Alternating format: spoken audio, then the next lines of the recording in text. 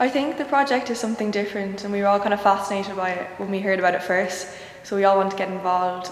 It's a great way to we were able to meet new people, learn loads about social media ourselves. The facilitation was amazing.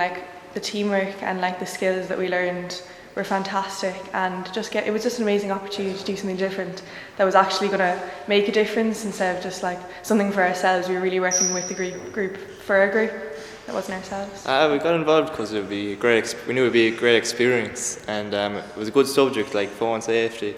It's massive around the world now with the amount of phones that you'll be on. Everyone has a phone underage. I got involved because I thought it would be a great opportunity to learn what kids see social media comparing to us, and what feedback we would get from them.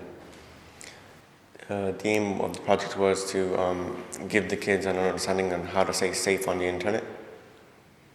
I'd say the aim was, we knew that other organisations, mostly adults, that went in to speak to kids this age, but as we were younger and closer to the age of the children, we knew that we could hit maybe deeper, and because just being a few years older and maybe been through a little bit more on phones, that hopefully we could stop what they negatively see in social media before they actually have to go through it themselves.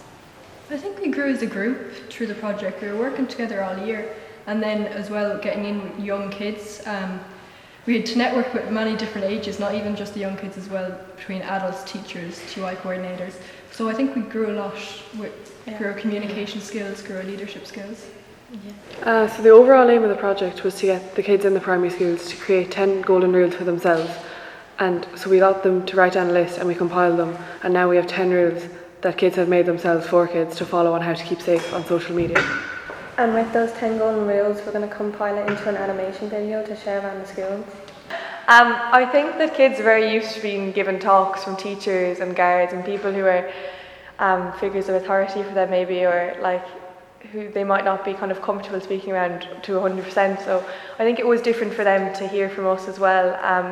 We're more of a kind of an older sibling type friend role who was in their shoes only a few years ago, so it's more it's not they're being talked down to, we're kind of trying to have a conversation with them, which I think cracks maybe their shell a bit about the whole subject, which let the guards and people who have their talks to come in and be able to talk to them then and get better answers.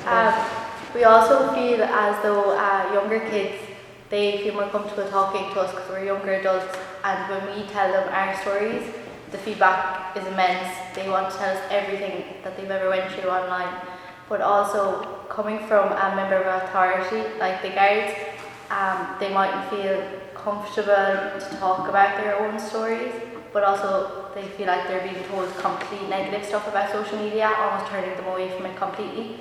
So we also wanted to reiterate that social media isn't all bad, that there's positives, information, following stuff, learning new information. It's just we wanted to make sure that they weren't being completely turned away from it.